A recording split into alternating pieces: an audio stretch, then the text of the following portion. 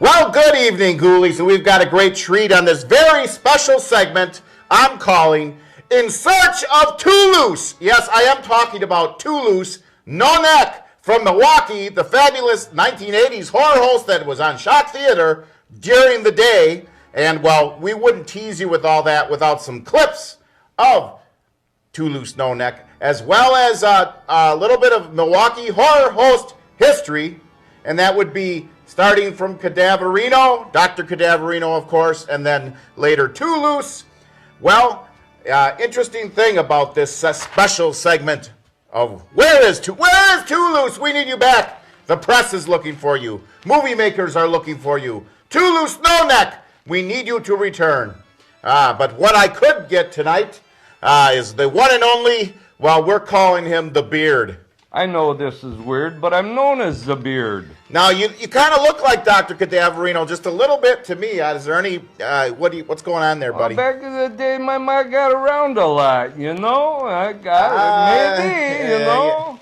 Wow, you never know. It's kind of weird, but we got the Beard. Anyway, Mr. Beard, you being the accommodating, multi-talented, edgy sort of artist that you are, you also wear a very interesting werewolf about here in Kenosha, and several appearances, but the first one we want to talk about, of course, is your appearance on the Dr. Cadaverino show. What year was that, and what was it like to be in the room with the man?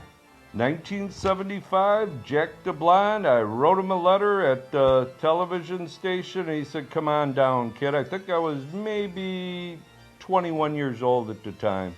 Long time ago. And now you had been doing this werewolf, which is quite contemporary. I hope we have some pictures coming up there for you, Ghoulies. We never know with the technology we do without around here what we're going to be able to come up with. But you're a very contemporary werewolf, and you were pretty scary because I, as a kid, saw you at the Roosevelt Theater dressed as that werewolf. So what was Jack DeBlond like? How'd you get hooked up with him? Letter writing. I wrote him a letter. It's just like, how do I get on your show? You got to know somebody. You write a letter and you're invited in. But back in 74, I wrote the television station, Channel 6, a letter. And next thing you know, Miss Nightmare was picked. Coincidentally, the girl was from Kenosha. And then we had Doctor in town at the UAW Hall for a Halloween costume party. In Kenosha? Yes. So Dr. Cadaverino was in the wilds of Kenosha. Wow, you know, anything's possible. I did see Sven Gulli at the Roosevelt Theater. Okay, so you got to meet Cadaverino. Did you get any inside tips? Anything that you might be able to use now with your own show? It's weird, here's the beard. No, Jack was just a great guy, and he said, just keep doing it, kid. That's all you can do. And I went on from doing Dr. Cadaverino's show. I did some things with Frank Carmichael and the Kentucky State Fair. I did some other personal appearances locally, and then later went on to Hey Zombie Friends. All right, now before we jump ahead with that, we do have a clip here if you want to see who Dr. Cadaverino is, and maybe who your papa is. Who knows? We don't know here. But here it is, Ghoulies, a very rare clip of the one and only Dr. Cadaverino.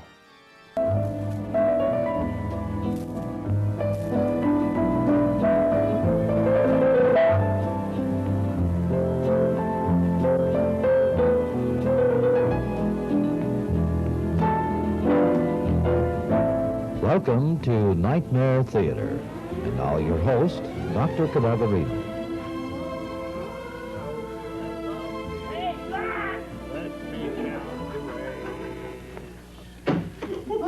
Hey, Iggy, for crying out loud, you're not living there in the slums here. This is class, baby. You don't act like some kind of a slob. They can act like a slob, but you don't act like a slob. That's terrible issue. Now that we finally made it, baby, you don't go around looking like some kind of a... That's right. Straighten up. Oh, you know what? You got the wrong kind of friends around this place. They all followed you from the old neighborhood. Ah, ladies and gentlemen, it's indeed a most unique... I can't say pleasure because it's never a pleasure for me to be with you on these kind of nights, but it is a unique difference to be able to... Yeah, you're unique too. Ah, shut up! You see what they're doing? They're throwing stuff at me. Wow. Yeah, well, you know, you can tell they're not part of this unique neighborhood. We are very happy to be able to say hello to you, to greet you from surroundings that befit our station in life. It's not just dump. It's a very nice place. It's costing me plenty of bucks, too. I got special compensation. What? No, not dispensation. I got special compensation from Channel 6. They finally gave me an extra $6 a week so I can afford surroundings to which I have been accustomed in previous years.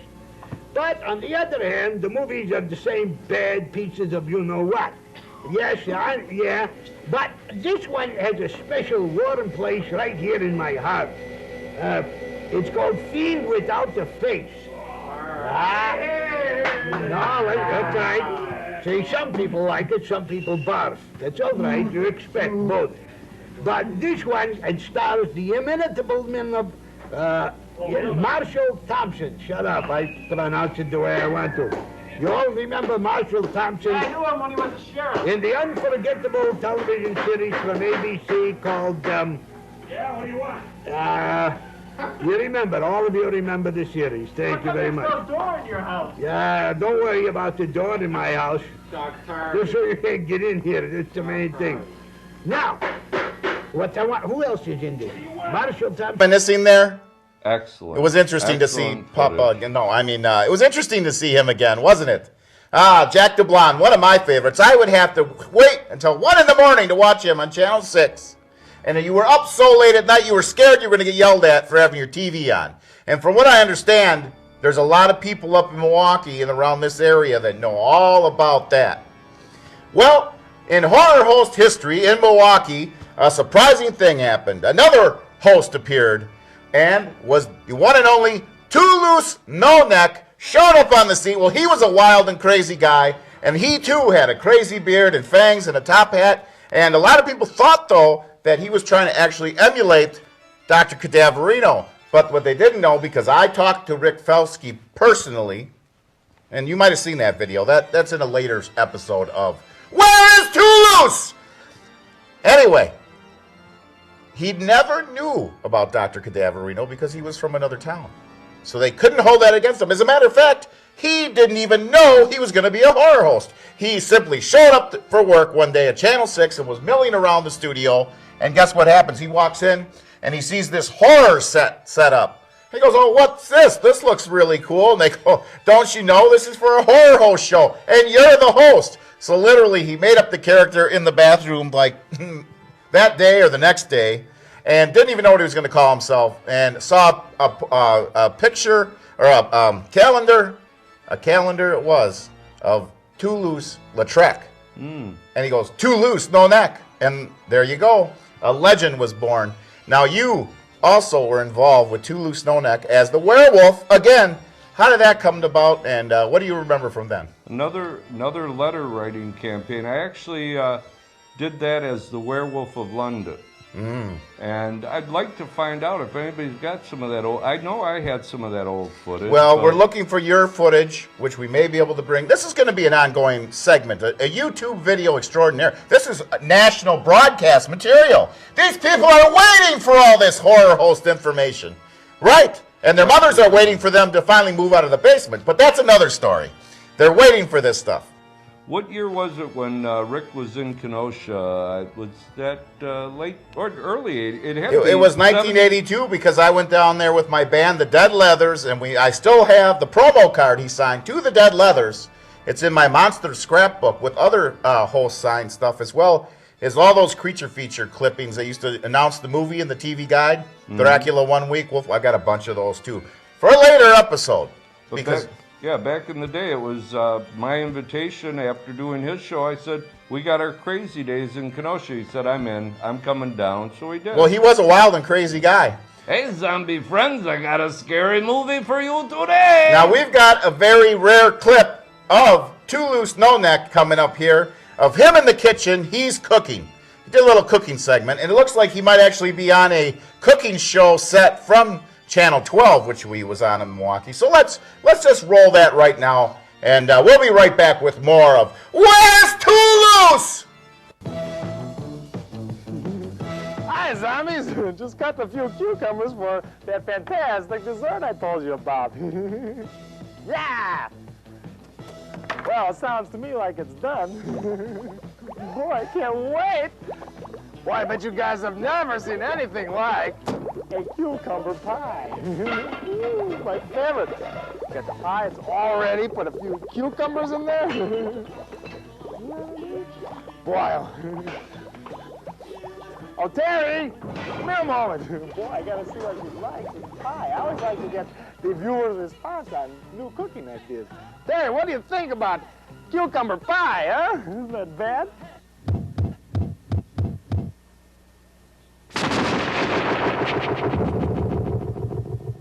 Well, zombies, I guess you can't win them all.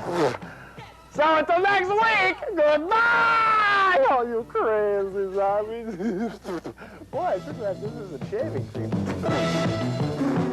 And when he was the werewolf. And by the way, I have to say, for authenticity, this show was filmed on a full moon. Okay, just throw that in there. I hope you enjoyed that footage of Toulouse. Now you pointed out that I said he started at 6. I didn't mean this TV station. He started at 6 p.m. for work that night. Yep. Anyway, we got lost a little bit there. Now you said the Wolfman actually met Wolfman Jack too.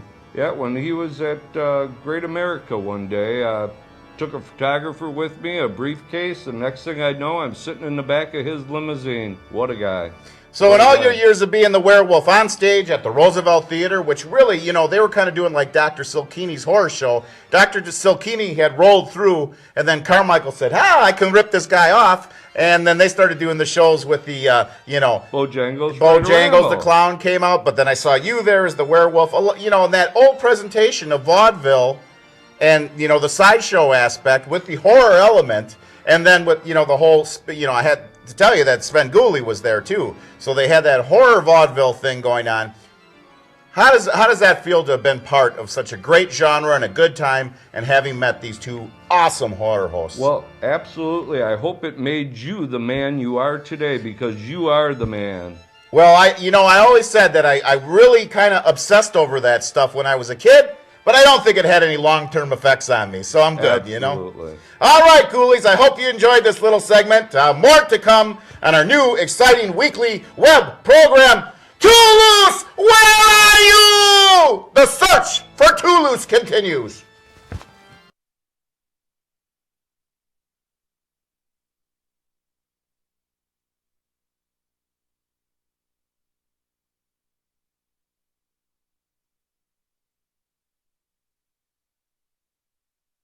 Oh, here we are, Ghoulies. And well, we had quite a fantastic week last week when Mr. Mephisto came and visited us. Yeah, and this little box that doesn't talk anymore. Well, he's looking for someone to rent out that box space, you know, so could be pretty cool. But, you know, it was quite amazing to get an interview with the man who was Mephisto, Dick Flanagan. Yeah. And we did that. We held back on showing that footage. But, of course, more than anything, what I thought was great about meeting Dick was that, you know, he was such a cool, fun guy and pretty much the epitome of the kind of actor it takes to make a good horror host.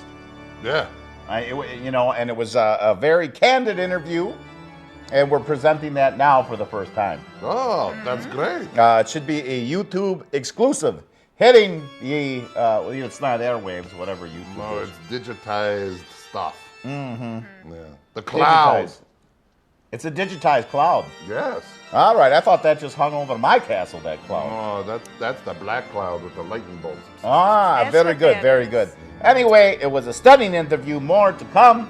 Of course, we will be celebrating cheesy hosts from the cheesy state, the history of Wisconsin horror hosts.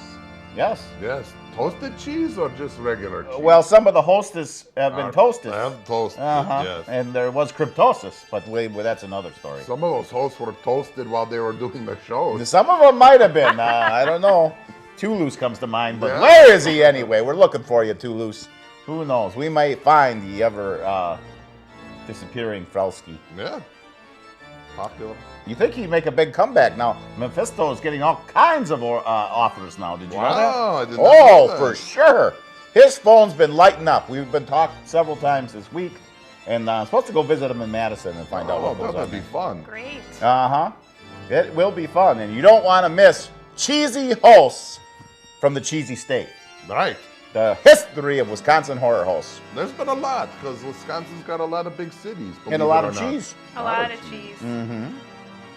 Yeah, that's all right though, isn't it? No, You're I kind of don't- sort of the Formaggio Grande of the downtown now, aren't you? No, Oh, I heard stories. I'm a cheese curd. I love cheese curds too. Well, that's very good. Yeah. All right, Ghoulies, let's get right into it now. Yeah. This very candid interview with a very, very cool guy named Dick Flanagan, who was the man who was Mephisto. All right, Ghoulies, we'll see you next time on Dr. Destruction's Crimson Theater. And remember, you can't polish a cheese curd. No.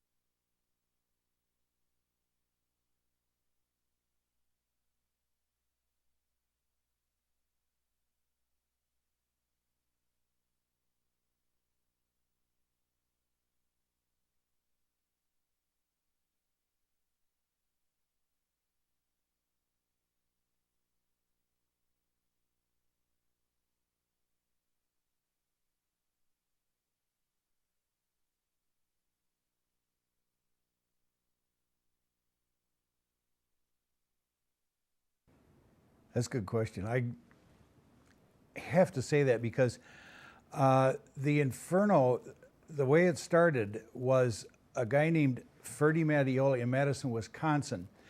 He sold TV sets, electronics, appliances, things like that, I guess. He was the first one who sponsored the Inferno, and that's how it began. The station manager at WMTV in Madison was the first host of the show. And he moved, he went up to Wausau.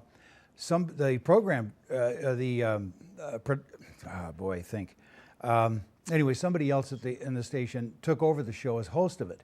And then he left. And in the meantime, I had gotten the opportunity to help these guys do some stuff off camera.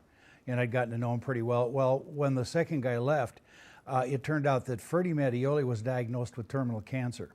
He called his brother, Lenny, in from Chicago, I think, to just liquidate the business. But Lenny got into Madison. He decided he was going to make a go of the show. Ferdy had since, I think, moved to Arizona at that time. So Lenny decided to try to make a go of it, brought the show back. Then they asked me, because everybody else was gone, would I host it? And I said, you know, you pay me? Sure. But I was given the opportunity to have a lot of fun doing it, and that's why I think I enjoyed doing it for as long as I did. But that's how it became Lenny's Inferno, and that's how I got the opportunity to host the show. And it was just a really strange set of coincidental circumstances, really.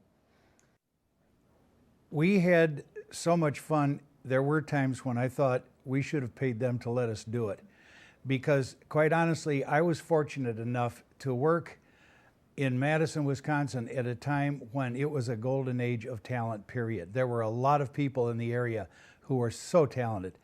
And I got to know them because I got the opportunity to do voice talent for radio. And I'd worked with a lot of these people. So from time to time, I'd invite them, you want to come on the Inferno, do a character, and we'll do some shtick. And to me, it was always ensemble. It was never a matter of stand-up. I would have lasted maybe 30 seconds doing stand-up anything. But it's that ensemble, and it's that give and take, and that, you know, the dynamic of a back and forth situation, and then all of the things that we did with that made that show go. So I owe a lot of thanks to a lot of people, but it was having that opportunity to bring a lot of people on. And we tried to add it up one time, and I think that we figured out that somewhere year 3 that we had over 400 different people in front of a camera on that program. And we didn't care who they were, just have fun doing it. And I was so lucky. I was so lucky to have the opportunity to do that. But I think that kept the show fresh. That's what made it fun to do, quite honestly. Well, I think that the old 45 was probably the time when these shows became out as movies. And I think it was titled the Universal 77 Horror Package, and we got this thing.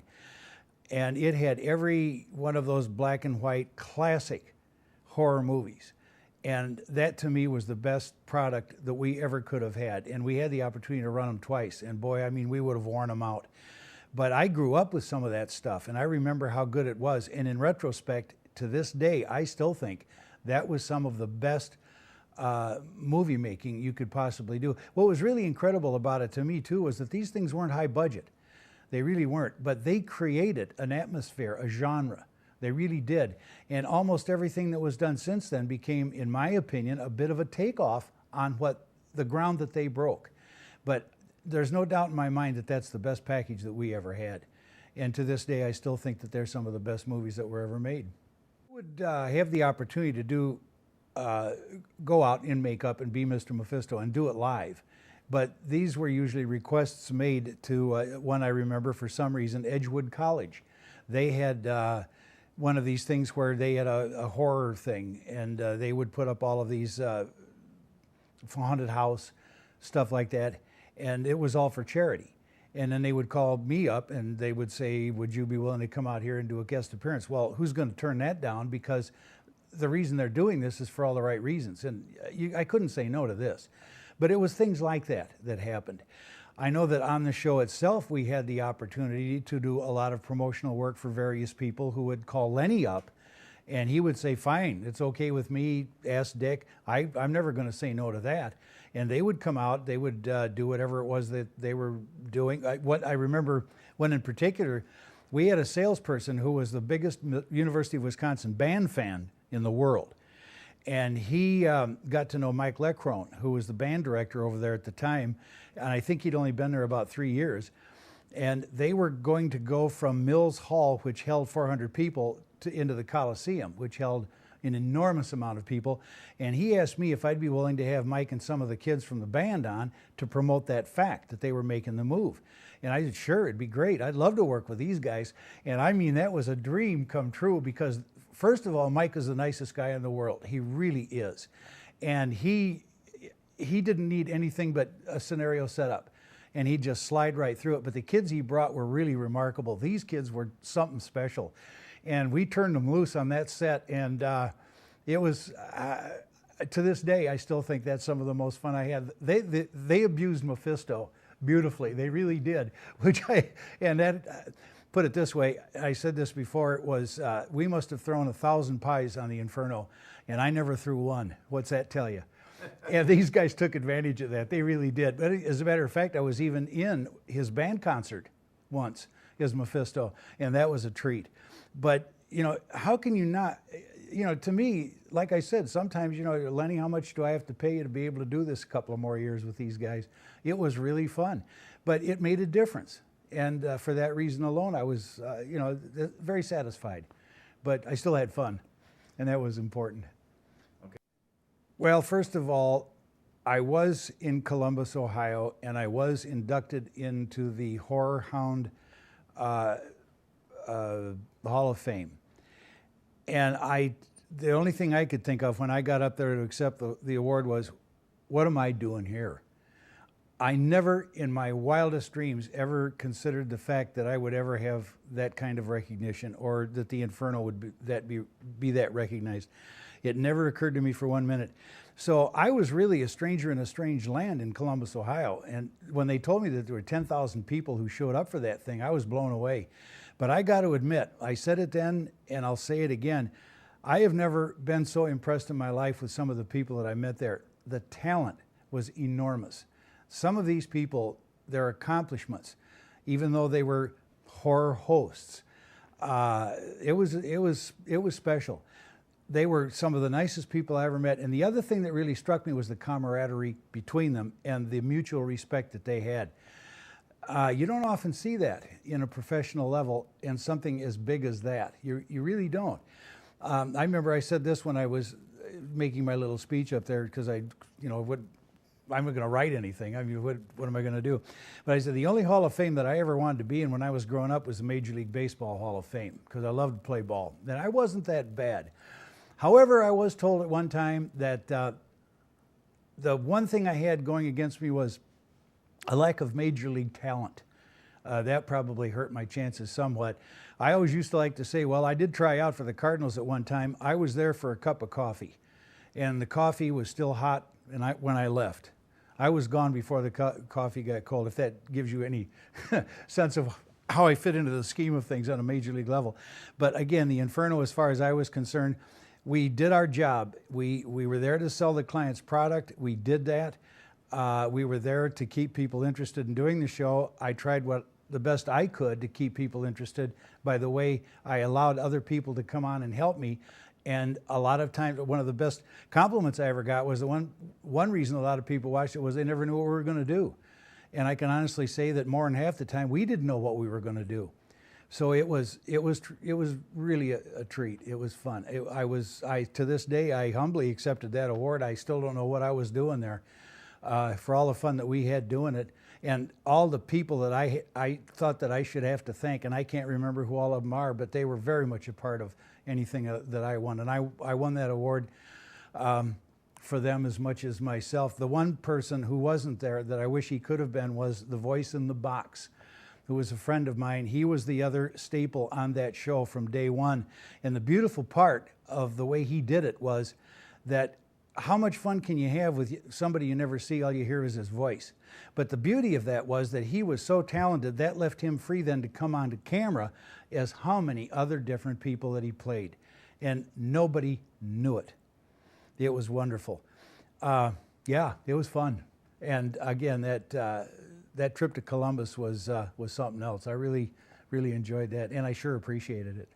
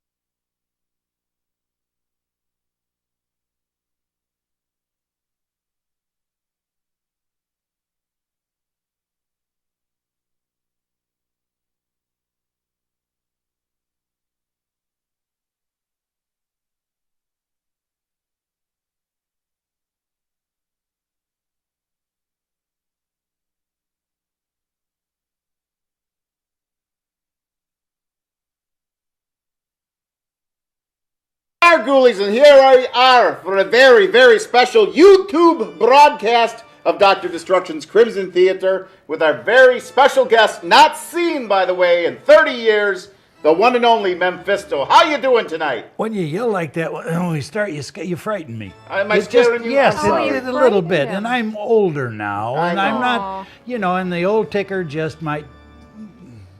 No, yeah, never mind. Anyway, it's a pleasure to have you here, and we're doing a very special YouTube broadcast. Are you having fun? I didn't come here to whine. So Okay. I'm just not going to do it anymore. I'm not going to complain and just sit here and whine like a big sissy. I'm not going to do it. All right, well, don't do those things. No. You Okay. should be happy you're here amongst. Well, we've got some great lineup behind us. If I was any Haven't happier, seen Wolfgang in a if while. I was any happier, it would be daylight. Oh wow, that's how late I stay up sometimes. It's Yes, daylight. I've tried that, but Yeah, it's hard to do nowadays, usually isn't it? get It arrested is. for vagrancy. That's the problem. I know, but then now Anyway, what? Hello. Oh, I don't know. I was going to ask you. Are you Yes. going to go see the new Dark Shadows movie when it comes out? You bet I am. I'm going to see that one because I want to see. It looks to me like he lives very much in a place like sort of what I used to live in, except he was obviously the boss of his place. Oh well, No. yes, he commanded the place. Yes, that's for he sure. did. Oh yes. And I never. Well, I thought- Unfortunately, this week we learned that Jonathan Frid passed on. Yeah, isn't that Barnabas something? has left the building. That's awful. Yeah. I mean, Yes, that's it just is. It's sad. It's very sad. bad timing. Very sad. Yeah, well, and the new movies that are coming out and everything, and lots of controversy. I know I myself am completely upset. I found out just the other day through the grapevine that the new Tim Burton film animated feature due out in October called Frankenweenie is going to be a comedy. A comedy. I don't know how they could have done this. Sacrilege. I don't know what's wrong Yeah. with people. Awful. It's just How awful. dare they? The audacity. How could you even think of something It's so shameful. What was that? just profoundly not nice? Turtles tooting. Oh, yes. That's. Oh, he's a gassy old turtle, isn't he? Sure is. They used to say that about me back in the You old should days. make a giant pot of soup out of That's, it. I'm telling you, that guy. He's getting out of control over here. Weather changer. But you know, I'm making a joke because everybody's upset that the new Dark Shadows movie is going to be a comedy, I guess. Yeah, it looks like it. I'm not. Well, they got a good cast in it. Well, Johnny Depp. Pretty- so far I'm liking what I see. Looks like it'll be Yeah. fun. Of course, how they could, I mean, they're dealing with such a serious subject as a family that has witches, vampires, werewolves, crooks, and mad scientists and all these things. Lot of pluses. How could they make a comedy out of such serious stuff like that? Well, this is one of these things where you have to see it and then judge it, which I fully intend to do. If That's I can what they all say. find some door to sneak in the theater and But get now, in free. Mephisto, your Yeah. first appearance in 30 years. Why don't you tell us about a little bit of the fun of the golden years of Lenny's Inferno? Boy, I don't. Well, we were talking a little earlier about some of the crazy things that used to happen. First of all, I gotta say, and I say this seriously, the voice in the box, who was a very good friend of mine, is no longer with us, and I miss him dearly. And let me tell you, he should be here. He really should be here. He would lift whatever I'm doing to another level just by his presence and being part of this. And I have to say that, I really do, because I've never had the opportunity to say that before. He hasn't been gone that long, but I truly miss him. He was he was a very good friend of mine and one of the most talented people I ever met. Now, having said that, as far as the voice in the box and reality is concerned, my reality, Well put. Thank you. put. Yes, very good, very good. Now I have to want to recap. You were inducted into the Horror Host Hall of Fame at Horror Hound Weekend in Columbus, Ohio. And how did that work out for you? isn't that something? I mean, in a million years, I never would have seen that come. Well, actually, what I did was I was in disguise. I made myself up to look exactly like an ordinary person. And nobody knew who I really was. That was that's kind the of way to do it. But I gotta say this, and you reminded me of it when we came in here. In lieu of, I guess, the little thing you're supposed to get, because those hadn't been finished on time or whatever, they gave us little certificate type things, and they were really nice. They really were. But they misspelled my name. Oh, that's the kind of thing that happens to the I'll doctor. tell you, I didn't know how to react to that, but the more I thought about it, I almost felt homesick. That was something that some of the old people that I truly miss, Beauregard, Charlene Mumford, what was it? Oh yeah, and it was in the frame upside down too. That was kind of nifty. Oh, it was upside down in the I frame. forgot about that. Good going, Big Night. But I was, and I said, It's the thought that counts. well, Yeah. the thing is that they had me pegged from what I remember. That was something they would have done to me on the show. So I felt it made me feel comfortably at home. Well, you'd be surprised the abuse you can get from your help on a horror host show. It's incredible. Every time you think they couldn't do anything more to you, they'll another come up height with is something. reached. Yeah, I know. Yeah. Well, we needed the white balance earlier. That's all right. Yeah, it's good to see you again, Wolfgang. Yeah, Wolfgang's here. The jokes smell like this Uh-huh. turtle next to me. Wolfgang, put it there. Hey, pleasure to meet you. Somebody that's polite. I am so at home here. I don't know you yet. Well, I give him time. we give it about 10 minutes, and you'll probably be throwing things at me too. That's right, eggs. No Matter of doubt. fact, that wasn't you a little earlier over there with that skull that came this way. no, No, guy. talking. Must have Who been could somebody that that have looked been? exactly like you. No, there's no one who looks this handsome. Well, then it well, may- you and Danny Love do have the same hairstyle. You know, the ladies go crazy for the doctor. Send those bikini pictures! They've been No. waiting for those bikini pictures. Girls in bikinis! Well, Maliva's gonna bust out her leather bikini next week for Oh, horror she'll party. bust out of it, all right. You bust me up all the time. Yeah. So great to you were inducted. And of course, I recognized you. I had to set up this riveting interview. You did. You knew who I was, and that was kind of neat. You were the only one though. Well, Rich Peterson, who goes by another name. Oh, he will be visiting us soon too. He was the one who was responsible for having me inducted, and he knew who I was too. But I had known him in another. What's the word I'm looking for? I can't remember what it was. So never mind. I can't remember what it was. But he knew who I was. And I want to thank Rich, because without his help, I never would have had my name spelled wrong in a frame upside down. And I appreciate that. That's an honor. I thought it was until they told me. I heard that you like that. Well, they kept it. It's not an honor. It's not an honor. Yes, it is. The Shut up. Leave funny me alone. thing is, your name is Joe Smith. Well, it was for a while there. Joe, I had nothing to do with that. First thing that came to my mind when they said, "What's your name, soldier?" And he was shining a flashlight in my face, and he had manacles and a big star on his uniform. Whoa. Joe the Smith. Well, they didn't buy it, so never mind. Anyway, now with all these new horror hosts coming up every day, left and right, do you have got any words of advice for horror hosts everywhere out there in our viewing audience? Get a day job. If you do anything like the way we used to do it back 30 years ago, get insurance, and a lot of it. You can't have enough health insurance. Don't even think about life insurance. They're going to give you any anyway. No? No, that's my advice. Be very careful, and be very careful who you associate with, because there are people that, like I said, it's how many times I was ground zero when the pie throwing started. They're out to get you. Oh yeah. Oh yeah, they're out to get you. Yeah. Mm-hmm.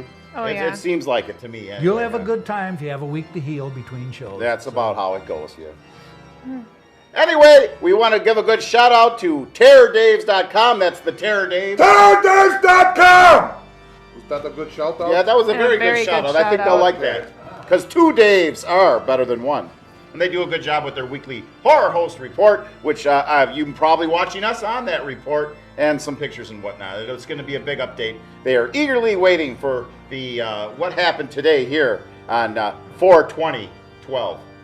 Oh, I wish I knew what any of that meant. Yeah, it's going to be. That was just we're approaching wonderful. 4:20 at 4:20. That's code, right? Because I I don't didn't know, understand some a kind word of of it. But then it's a problem I have. That's okay. TerrorDaves.com! Oh, see? Once you wind them up, you get them going. All right. I hope you enjoyed our little YouTube broadcast. There is an exciting episode of Crimson Theater starring Mephisto and, of course, his alter ego in the upcoming, soon-to-be-released documentary, Cheesy Hosts from the Cheesy... Cheesy Hosts from the Cheesy State, the history of horror hosts in Wisconsin. That sounds good, doesn't it? It If does. you say so, it sounds good to me. Well, thank you. There'll be an extra 20 in the lunchbox next time you come on the show. I can pay some debts. If you can pay debts as a horror host, you're doing pretty good. You people. All right, Ghoulies, check us out next time.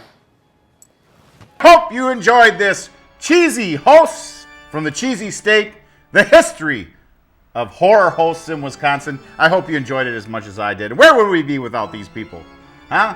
Our late night babysitters in many instances, taking care of us all, turning us on to cool horror movies, and kicking out the sarcasm. Yeah. Whether it be Dr. Cadaverino, Too Loose No Neck, or Mephisto, everyone really, really should appreciate these fine artists and their contribution to us all.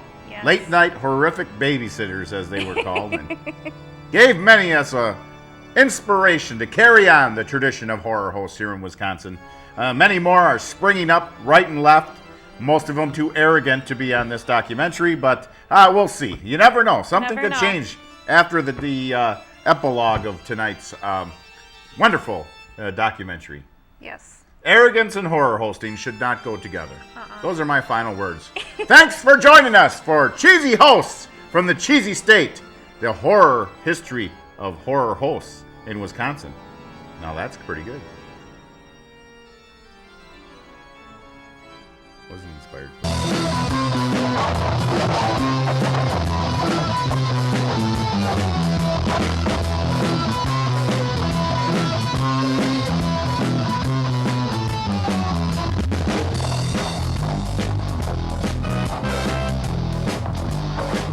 The police are waiting, it's late at night.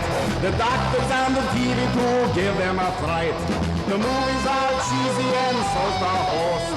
Look out, honey, here's 13 ghosts. And Dr. Destruction's Crimson Theater. There'll be monster, eater. And Dr. Destruction's Crimson Theater.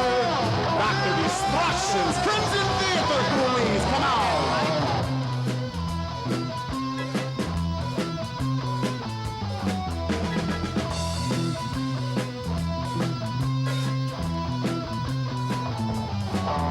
It's showtime, ghoulies.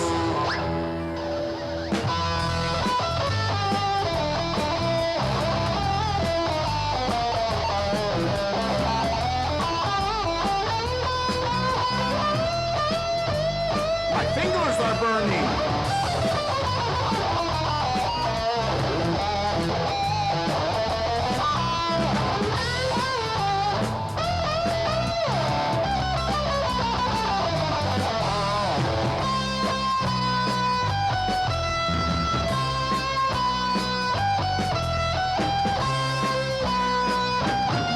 We'll see you next time on Dr. Destruction's Crimson Theater. Have a horrifying week, ghoulies. Thanks for coming. Love you, dearest.